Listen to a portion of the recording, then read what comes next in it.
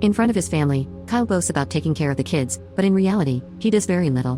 My kids used to be upset seeing his family's vacations, but they've learned to ignore it.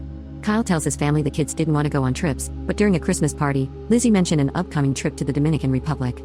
Kyle didn't know about the trip and invited the kids to join. I've always been uneasy about my kids being far away with their dad, so I went with them on vacation. Kyle's wife wasn't thrilled, but since I'm still close with his family, it wasn't awkward.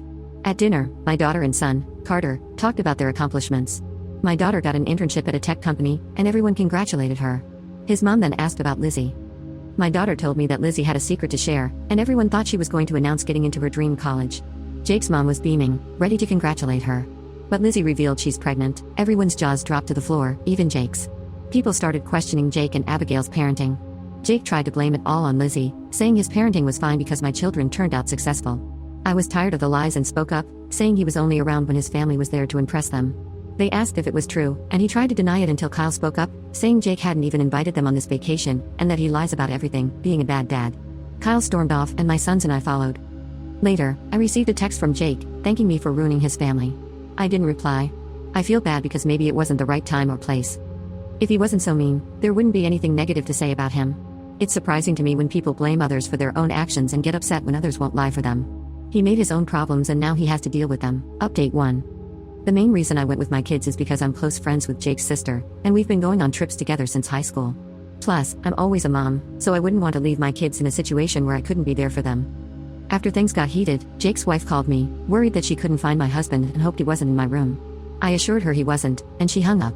Soon after, Abigail barged into my room, yelling about him being there. I let her search because I was confused. When she didn't find him, she just sat on my floor, crying quietly. It was awkward, so I didn't know what to do.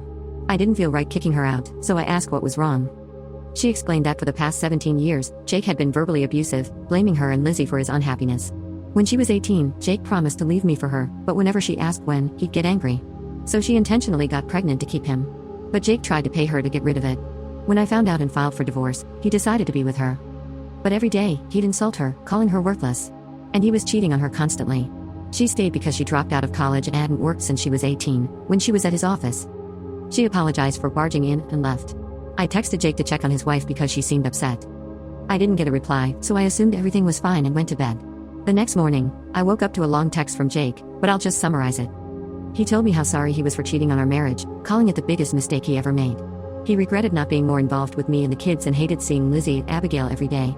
He said that's why he worked longer hours, to avoid them, but that affected our kids. He said Abigail finally told me everything, and he was relieved the truth was out so he could escape from them.